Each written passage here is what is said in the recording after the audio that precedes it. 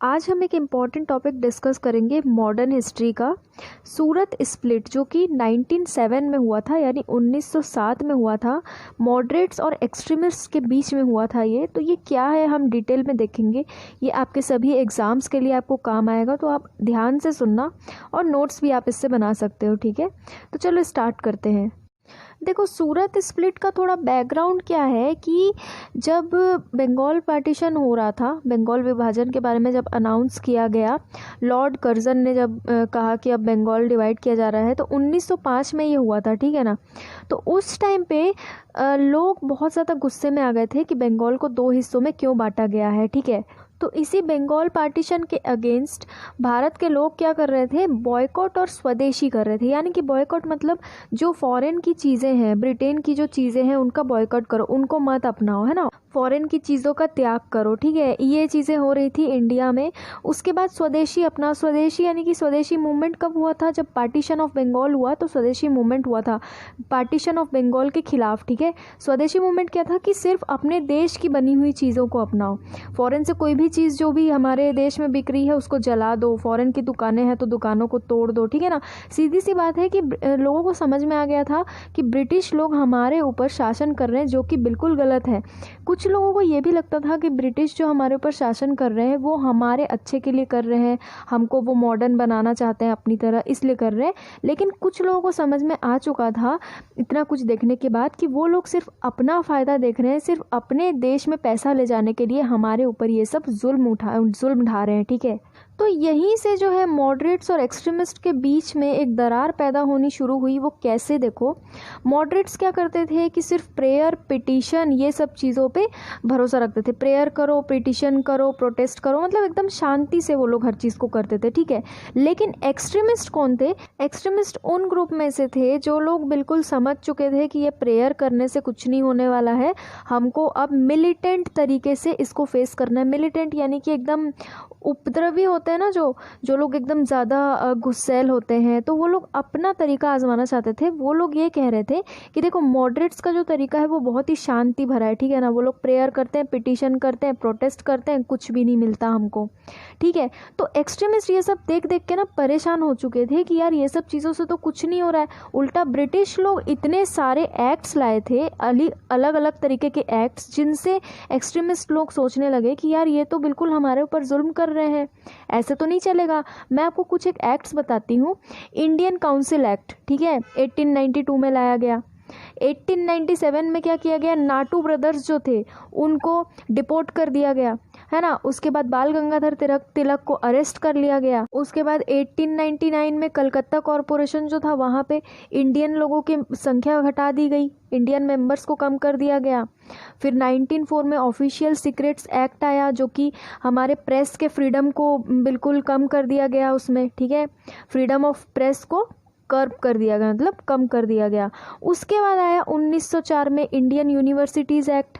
इसमें क्या हुआ कि जितने भी हमारे यूनिवर्सिटीज़ थी उनमें गवर्नमेंट का कंट्रोल हो गया, क्योंकि ब्रिटिश गवर्नमेंट क्या कह रही थी कि इन यूनिवर्सिटीज़ में ये तो बिल्कुल एक फैक्ट्री जैसे हो गए हैं, जो कि पॉलिटिकल रेवोल्यूशनरीज़ को प्रोड्यूस कर रहे हैं, यानी कि ऐसे लोगों को जो कि लड़ाई जैसा माहौल बना रहे हैं, ब्रिटिश लोगों के खिलाफ आंदोलन करने का माहौल बना रहे हैं, ऐसे लोगों को ये यूनिवर्सिटीज़ और ज़्यादा बढ़ावा दे रही है। इसलिए उन्होंने क्या किया, 1904 में इंडियन यूनिवर्सिटीज़ एक्ट लाया, ताकि गवर्नमेंट का कंट्रोल हो जाए ऐसी यूनिवर्सिटी पे। ठीक है, तो ये कुछ एक ऐसी चीज़ें थी। उसके बाद 1905 में उन्होंने कब हद कर दी, जब लॉर्ड कर्जन ने क्या किया, बंगाल पार्टीशन का प्रस्ताव रख दिया और सीधे सीधे बंगाल पार्टीशन कर दिया। किस नाम पे किया कि भाई हम तो, बंगाल तो बहुत बड़ा हो जा रहा है, हम संभाल नहीं पा रहे हैं, इतने लोग हो जा रहे हैं, इसलिए इसको दो भागों में बांट दिया जा रहा है ताकि हम अच्छी तरीके से बंगाल को कंट्रोल कर सकें। ठीक है ना। लेकिन उनका मेन मोटिव था पूरी तरह से लोगों को डिवाइड कर देना, है ना, कम्युनल बेसिस पे, हिंदू मुस्लिम को लड़ा देना, है ना। कहीं बोला कि मुस्लिम मेजोरिटी बना देंगे, कहीं बोला कि हम बंगालीज जहाँ पर ज़्यादा हैं उन जगहों को इन्होंने डिवाइड कर दिया। क्योंकि उस टाइम पे ना बंगालीज ने बहुत ज़्यादा अच्छा काम किया था। ये ब्रिटिशर्स को जो हमारे देश से बाहर भेजा गया है ना, निकाला गया है, उसमें बंगालीज का बहुत ज़्यादा योगदान रहा है। ठीक है, तो इस वजह से कुछ एक ब्रिटिशर्स की ये पॉलिसीज़ जो थी इनका प्रभाव पड़ा, बंगाल पार्टीशन हुआ। उसके बाद जो ये एक्सट्रीमिस्ट लोग हैं ये लोग उभर के आ गए। एक्सट्रीमिस्ट वही थे जो लोग गुस्सैल थे, ठीक है, जो लोग बिल्कुल भी ये प्रेयर वेयर पे बिल्कुल ध्यान नहीं देते थे। वो लोग कहते थे कि अब सीधे कांड करो। कांड मतलब ऐसा कि ब्रिटिशर्स को सीधे यहाँ से उखाड़ के फेंकना है, वो लोग हमारे लिए कोई अच्छा नहीं कर रहे, ये मॉडरेट्स सिर्फ ऐसे ही प्रेयर करते रहेंगे तो कुछ नहीं होने वाला है, ठीक है। तो एक्सट्रीमिस्ट वो थे। अब कुछ एक मैं आपको नाम बता देती हूँ। देखो, मॉडरेट्स के लीडर्स के नाम थे, मेन थे दादा भाई नौरोजी, ठीक है, बदरुद्दीन तैयब जी, फिरोज शाह मेहता, पी आनंद चारुलू, सुरेंद्र नाथ बनर्जी, रोमेश चंद्र दत्त, आनंद मोहन बोस, जी के गोखले, गोपाल कृष्ण गोखले जी, ठीक है। ये लोग कौन थे? ये मॉडरेट्स थे, ठीक है ना। मैंने आपको पहले भी बताया, जो प्रोटेस्ट करते थे शांति से, प्रेयर करते थे गवर्नमेंट से और पिटिशंस करते थे। इनको और कुछ भी समझ नहीं आता था। ये लोग यही सोचते थे कि ऐसे शांति से हम सब चीज़ करेंगे तो ब्रिटिशर्स हमारी बात मानेंगे, बट ऐसा होता नहीं था। तो इसी चीज़ से एक्सट्रीमिस्ट लोग चिढ़ गए थे, ठीक है। अब एक्सट्रीमिस्ट का नाम देखो, बाल गंगाधर तिलक, बिपिन चंद्रपाल, लाजपत राय, अरबिंदो घोष, ये लोग मेन लीडर थे एक्सट्रीमिस्ट के, ठीक है। अब देखो इसके बाद हुआ क्या, जब बंगाल पार्टीशन हो गया 1905 में, तो हर साल इंडियन नेशनल कांग्रेस का सेशन होता था अलग अलग जगह में। तो 1905 में बंगाल पार्टीशन के बाद बनारस सेशन हुआ, ठीक है। बनारस में सेशन रखा गया कांग्रेस का, जहाँ पर प्रेसिडेंट बनाया गया गोखले को। गोखले कौन थे? जी के गोखले, गोपाल कृष्ण गोखले जी, ठीक है। इनको प्रेसिडेंट बनाया गया क्योंकि हर एक सेशन में किसी एक इंसान को प्रेसिडेंट बनाया जाता था जो कि मेन लीडर होता था, ठीक है। तो 1905 वाले सेशन में जो बनारस में हुआ था वहाँ पर गोखले जी को प्रेसिडेंट बनाया गया। देखो, थोड़ी बहुत शुरुआत तो यहीं से हो गई थी, ठीक है। दोनों के बीच डिफरेंसेस आने लगे थे, एक्सट्रीमिस्ट और मॉडरेट्स के बीच, क्योंकि एक्सट्रीमिस्ट जो थे वो कह रहे थे हमारा जो बॉयकॉट और स्वदेशी मूवमेंट चल रहा है उसको सिर्फ बंगाल में ही नहीं, बंगाल के बाहर भी चलाया जाना चाहिए, ठीक है। ताकि क्या होगा कि नेशनल लेवल पे ब्रिटिश गवर्नमेंट के खिलाफ हम आंदोलन कर पाएंगे। उनकी बात सही थी, ठीक है। सिर्फ बंगाल में करने से क्या होगा, पूरे भारत से अगर उनको हटाना है तो पूरे इंडिया लेवल पे बॉयकॉट और स्वदेशी मूवमेंट को चलाना पड़ेगा, तभी तो हम ब्रिटिश सरकार को बाहर निकाल पाएंगे ना। तो एक्सट्रीमिस्ट का कहना ये था कि सिर्फ कपड़ों का, ये सब चीज़ का मत करो, आप गवर्नमेंट सर्विस का भी बॉयकॉट करो, आप लॉ कोर्ट्स का भी बॉयकॉट करो, आप लेजिस्लेटिव काउंसिल्स का भी बॉयकॉट करो। लेकिन देखो, मॉडरेट्स हमेशा से शुरू से यही चाहते थे कि उनको लेजिस्लेटिव काउंसिल में जगह दी जाए, है ना। तो वो लोग तो ये बात मानने से बिल्कुल ही इनकार कर दिए कि नहीं, इंडिया लेवल पे हम नहीं करेंगे, जो अभी चल रहा है उसी को चलने दो। एक्सट्रीमिस्ट कह रहे थे कि एक स्ट्रॉन्ग रेजोल्यूशन पास करो इस बनारस सेशन में कि ये नेशन वाइड होगा, यानी कि पूरे भारत में चलाया जाएगा ये आंदोलन।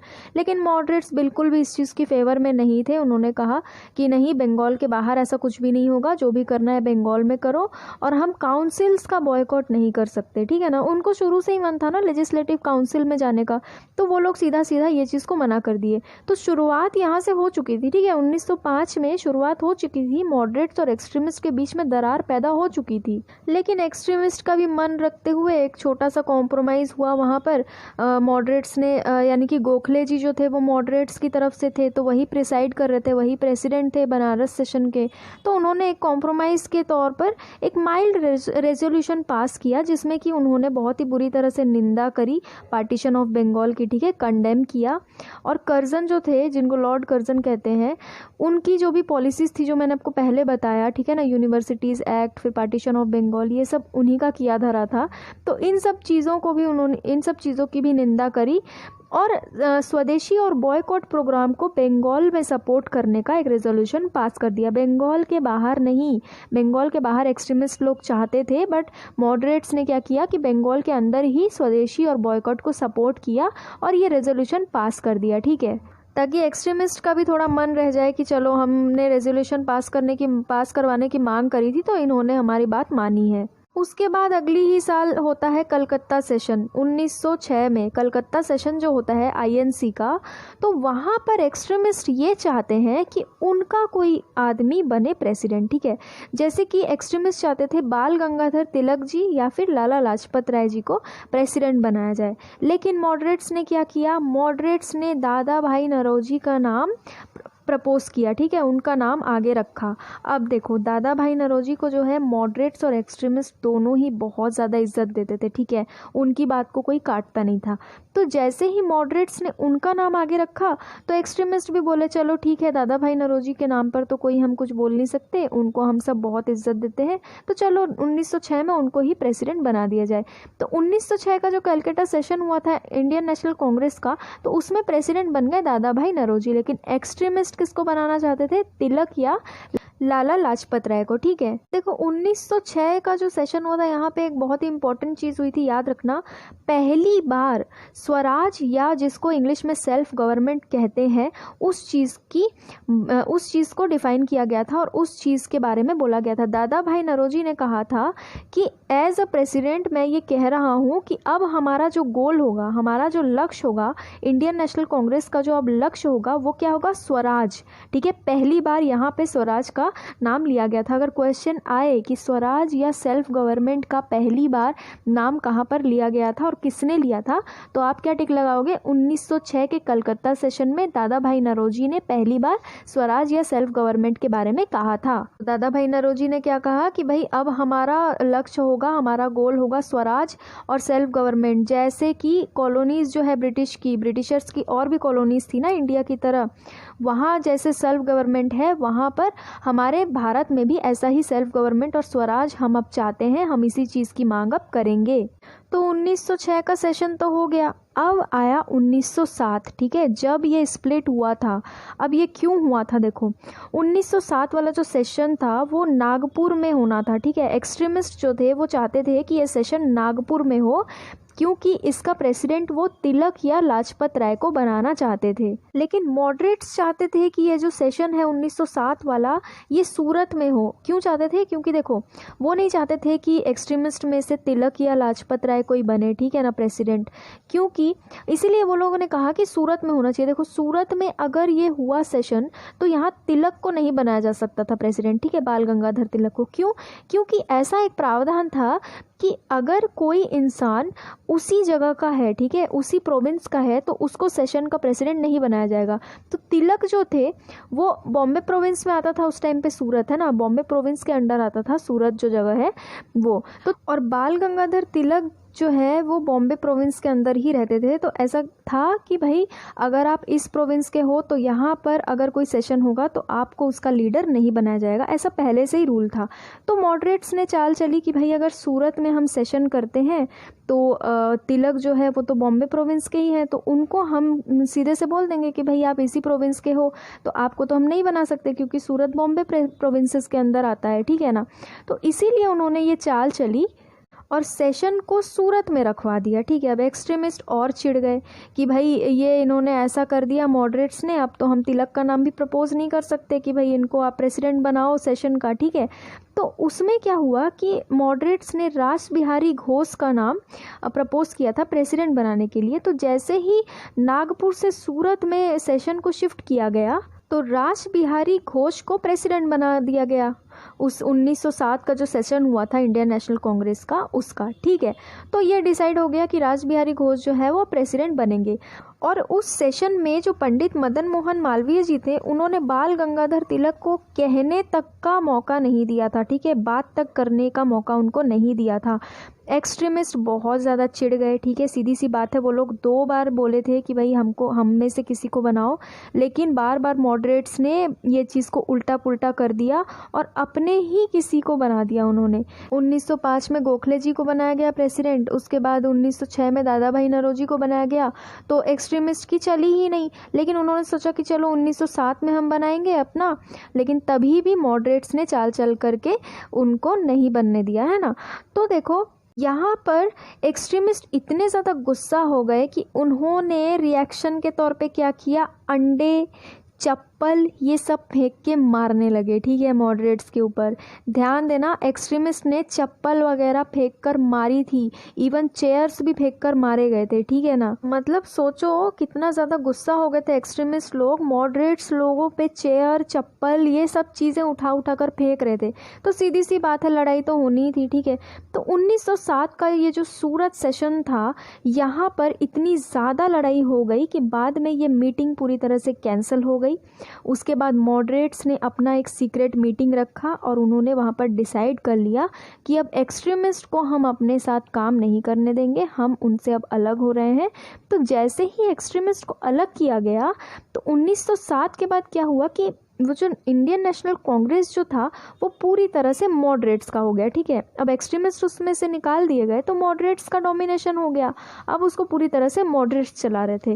तो ये जो मॉडरेट्स और एक्सट्रीमिस्ट के बीच में ये जो लड़ाई हुई थी इसी को कहते हैं द सूरत स्प्लिट ऑफ 1907। ठीक है, यहीं पर दोनों जो ग्रुप है मॉडरेट और एक्सट्रीमिस्ट ये दोनों परमानेंटली अलग हो गए थे। आगे चलकर इन दोनों का मिलन भी हो गया था, बट यहाँ पर ये बहुत बड़ी एक लड़ाई हुई थी। यहाँ पर इसी को कहते हैं द सूरत स्प्लिट। ठीक है, तो आज का लेक्चर इतना ही। अगर कोई भी डाउट या कन्फ्यूजन हो तो आप मुझे कमेंट में पूछ सकते हैं। Thank you.